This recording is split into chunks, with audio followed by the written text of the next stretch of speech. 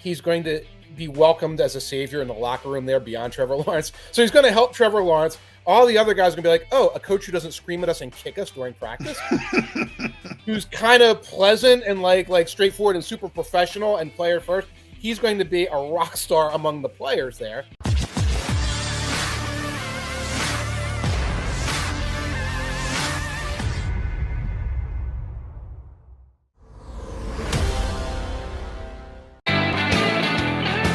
It is a Super Monday here on Birds 365. Super Bowl week underway. That is just one of the topics we're going to talk about with our next guest. Believe it's second time. We've had Mike on before. Oh, yeah. We've had Mike a couple times, I think.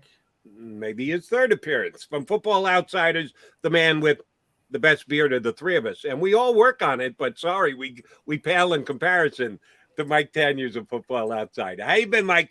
I am practically a friend of the podcast I've been on so many times. I can't believe you guys are saying one time, two times, and I love the Ocean Casino Resorts backdrops. I take it that's not live right now, is it? That is live. It is live. It is live.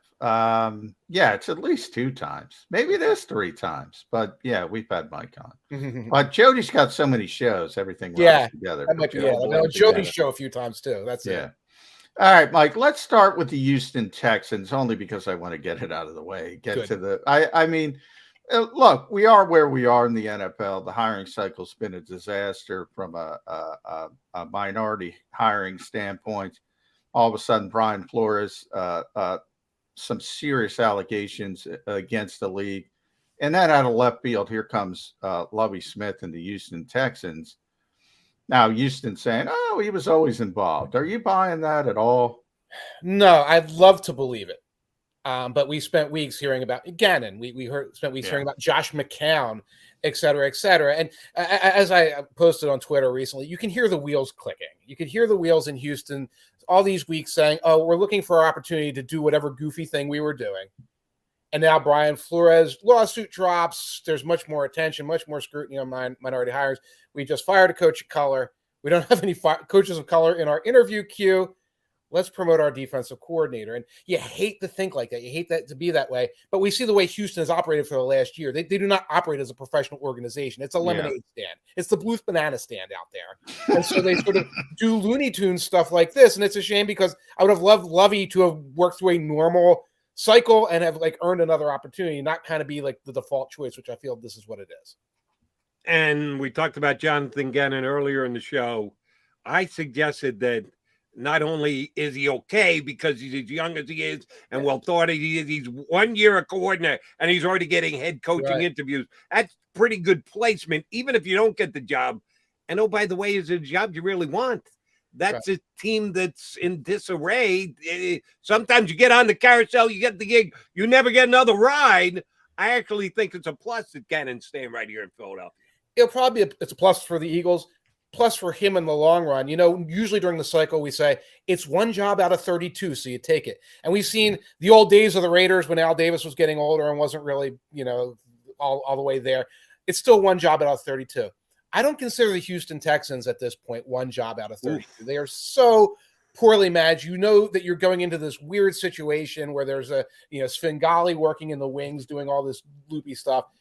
If you decide you want it, fine. But if you say, I'm just going to wait for the next boat to show up, that's probably a good idea as well. Well, speaking of the next boat up, it might be Jacksonville, Mike. Not quite as bad as Houston, but I don't know if we want to call that one of 32 either. Yeah. On the other hand, you're getting Trevor Lawrence, and that's the situation Doug Pederson landed in. Right. Not their first choice, no matter what they want to say. Right. But he wasn't the first choice here in Philadelphia in 2016. Look how that worked out. Did Doug parachute into a great situation simply because of Trevor Lawrence? I think so, to a degree that he's going to be welcomed as a savior in the locker room there beyond Trevor Lawrence. So he's going to help Trevor Lawrence. All the other guys are going to be like, oh, a coach who doesn't scream at us and kick us during practice, who's kind of pleasant and like straightforward and super professional and player first. He's going to be a rock star among the players there. And it's Doug. He's going to bring in good coaches. He's going to be able to go out there and grab coaches from other staffs and bring them in. And somebody else going into Jacksonville might not have been in that situation. One more thing he's got going for him is, they've got cap space there. They do have Lawrence. They've got EDN coming back. They can work their way up to 8 or 9 wins real fast. There's enough talent hanging around there that if you don't just actively screw the pooch the way Urban Meyer did, you can get to 8 or 9 wins. Now, I don't know if Doug gets the next step, but right there, that's an accomplishment that's going to make him sort of the hero of Jacksonville. It's a good position for him to be in. Mike, we got to get your read, and we've kind of danced around it, but want to jump into the deep end of the pool here on the lawsuit that was leveled against the National Football League. You already kind of touched on it, that first immediate response was without merit. And now several days later, Roger Goodell in his State of the Union saying, we've got a lot of work to do, and it's embarrassing, and we've got to be better, and the like. Do you think this lawsuit has a chance to go the distance? Certainly, you can read into that with the fact that my opinion stated here on Bird 365 and everywhere else this past week is Flores is putting his coaching career at peril. Because I know he's still a quote unquote finalist for the Texans. Yeah, John pointed out, probably going to Lovey. I don't know if he's ever going to get another coaching gig in the NFL. You kind of sued the whole league and the 32 team. You're putting your future at risk, right? Which means it's a money thing, but it also is he's trying to make a point thing, right? What direction is this lawsuit going in from here? I mean, my whole take on this is I believe. The racism, the hiring practices, and the implicit bias in the NFL, I believe they're real. I believe they've been real for years. I believe they're fairly obvious. What Brian Flores has said in his lawsuit, I believe that most of that is true. Like, all that stuff sounds plausible. I'm not sure Ross brought him in and said, hey, here's money if you lose games. It was probably couched a little bit more as a nod, wink, wink. But I believe Brian Flores. I don't think B proves A. I don't think B equals A. I don't think saying I got a weird text and I had a weird meeting with the owner is enough to prove or put like the preponderance of evidence that this is the smoking gun against the NFL. I wish that there was. I wish that was going to be the case. I have a feeling this isn't a lawsuit with legs. I have a feeling this is going to be kind of a shot fired against the bow of a battleship. And it's going to end with a settlement, et cetera, et cetera. And we're going to talk a lot about it, and not a lot's going to get done, at least directly from this lawsuit. Wish it was differently, but that's the way I think this is going to proceed. Mike, and I promise I get to the game after this, but last one from me, just because I want to throw this out there and get your thoughts on it, because you're a bright guy. I got a lot of respect for it. One of my issues with this whole thing is I don't think people are directed in the right place. In that, I always tell Jody, Roger Goodell is very popular amongst the NFL owners because he's a lightning rod, because he takes the hits they don't want to take. Right. So I think a lot of the critics of this league look at the NFL and say the NFL is not hiring minorities, which is the case. Yeah. But they're one of 32 entities. They're each individual ownership, and they look at Roger Goodell and they think Roger Goodell can pick up the phone and say, hey, guys, hire some minorities, consider some minorities. He can't. Right. He can't. Yeah. So until you identify the problem, how do you solve the problem? I don't think critics have identified the problem.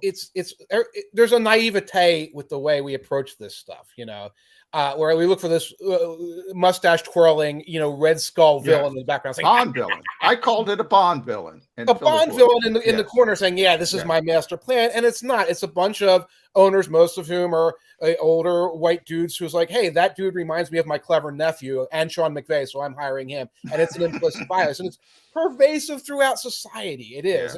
Yeah. And, Goodell would like that to change, but he only has so much power, as you said. So, we have to look at, some of these things like the adjustments they made to the Rooney Rule. Hey, you get a 3rd round pick now. We need to look at colleges. The NCAA can do whatever they want. You can say, oh, well, we haven't had a offensive coordinator, defense coordinator color in 75 years at this college, and there's no accountability for that.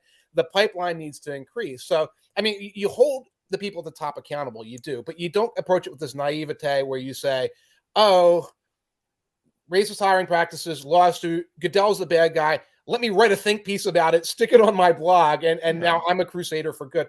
It's more nuanced for that. We need to be a little bit more nimble when we talk about these things. Agreed. All right, let's take it on to the field. We will play Super Bowl 56 coming up on Sunday. The Rams against the Bengals. the Los Angeles Rams, not the St. Louis Rams, which means two teams that have never won a Super Bowl before. The Bengals haven't, and the Rams haven't won one in LA. So we're going to get a new champion. That's a good thing. And Mike, one thing I continue to point out and have since the two teams qualified for this big game, they got there in two different ways.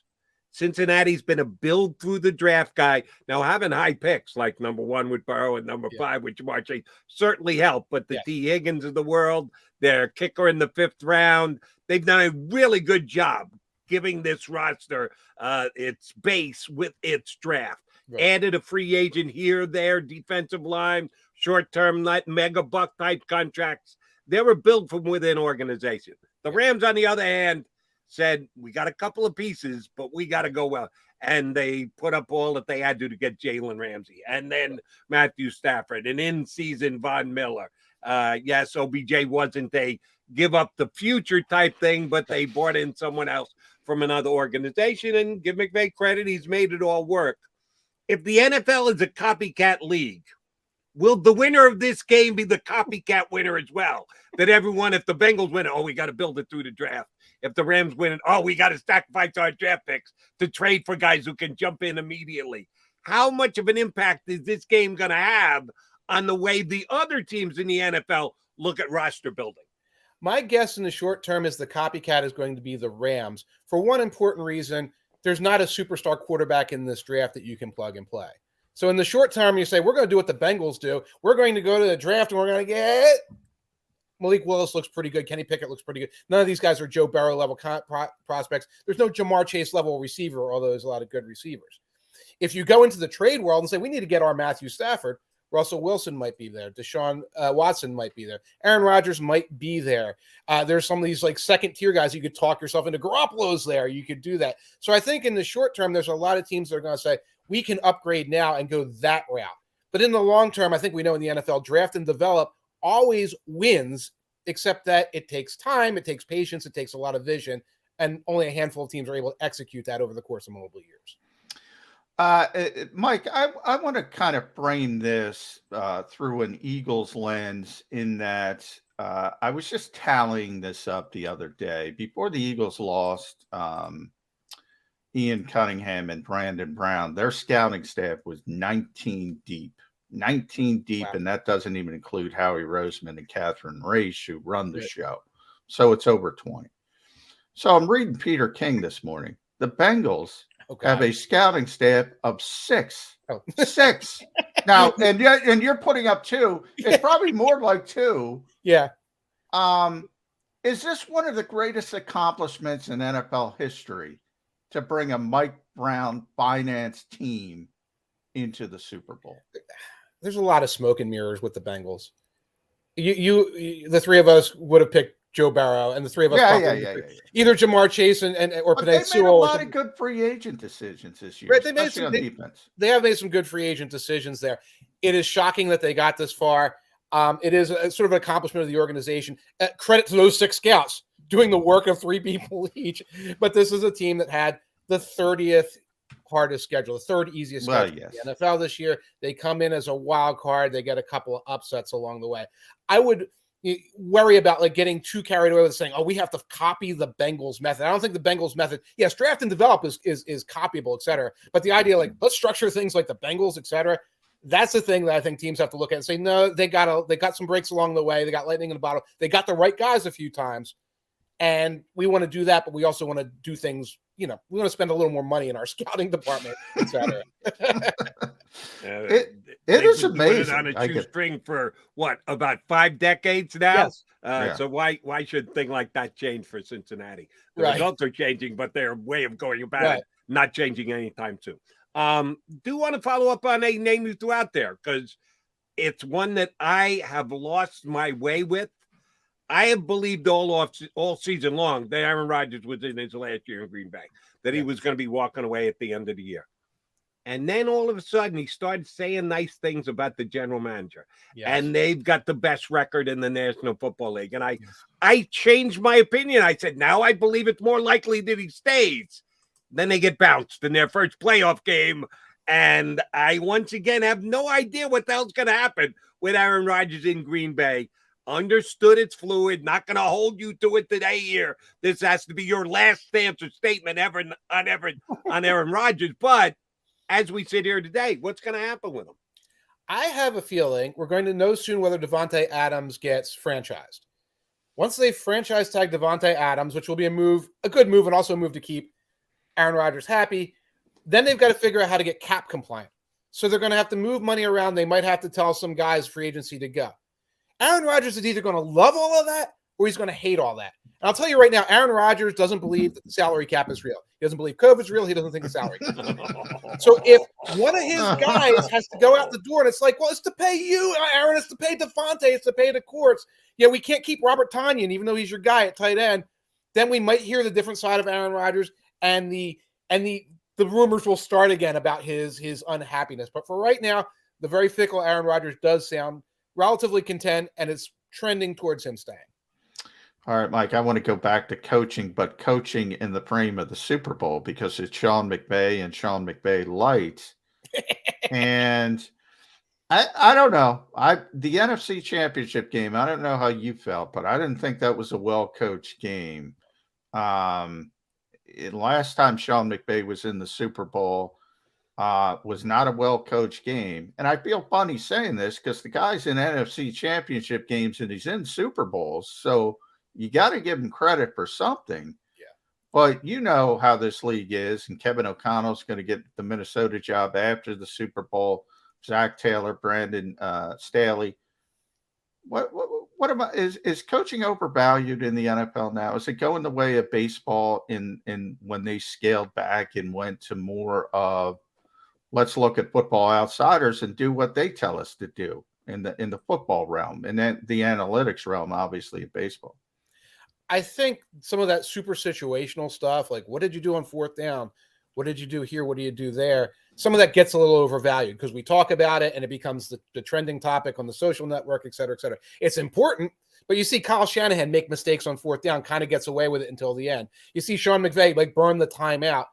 We watched Andy Reid burn timeouts for 15, 20 years and still be successful. We saw all kinds of mistakes. I think the longitudinal, what you're doing during mini camp, what you're doing during OTAs, what you're doing during training camp, where you're developing guys, where you're keeping guys on the same page, where they're prepared to play, that element of coaching remains unbelievably important. And I think you see some of these guys are outstanding. McVay's outstanding at keeping that superstar laden roster happy, focused, going in the same direction, going out there ready to play, have a game plan to get Cooper Kupp open, etc. He does all that stuff very well. Shanahan does all that stuff very well. Andy Reid did that stuff very well for years. That's the part that matters. It's hard to quantify. It's hard to have a hot take about on Monday morning. He blew that call. But I think those are the things that matter. And some of the things that we really talk about are somewhat overstated. All right. Let's put on the thinking cap for the way that you are mentally prepared for this game. I know a lot of people want to have it break down to the numbers and compare who got sacked versus key blocks and the analytical approach.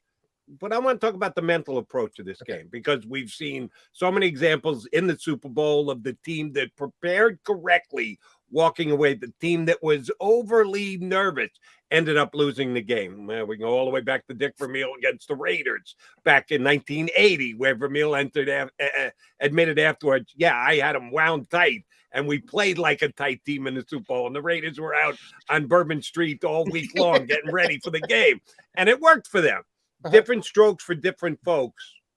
Which team is the better, do you think, potentially, because we won't know until it happens on Sunday, mentally prepared team? Is it a McVay coach team? Is it a Taylor coach team? Is it a team that's been there before? A lot of Rams players on this team just 4 years ago. Bengals, almost no Super Bowl experience. Right. If you had to guess and gauge the preparation leading up to kickoff on Sunday, which team do you like better?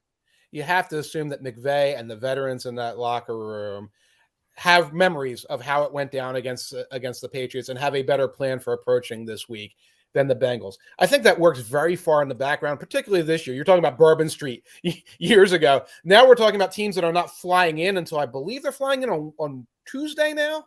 Yeah. The structure of the way teams do things now, it's like you're going to be sequestered in the hotel, et cetera, et cetera. There's the overlay of COVID that's going to prevent guys from going out. Like the Rams, like we're near home, we can go out.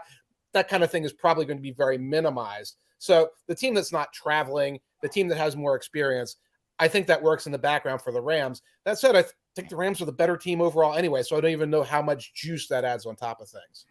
All right, Mike, I know we got a hard out at 45. So footballoutsiders.com, Mike Tanier, you could read him New York Times as well. Mike, who's going to win the Super Bowl? I think these teams are similar. They both like to spread the field. They like to throw deep. They both got a great number one receiver. They both got a great number one cornerback, but the Rams are better. The Rams are just better during the regular season. If you stack them up player for player, for the most part, they're going to win that. So I'm leaning on the Rams. Yeah, they're not surprised for Mr. Football Outsiders. Mike, great stuff. Good to catch up again. Oh, we will have you back again. Please. And we expect your beard to still be better than either of ours. Yes. You're doing an outstanding job with that, like you did giving us insight in the NFL today. Thanks, bud.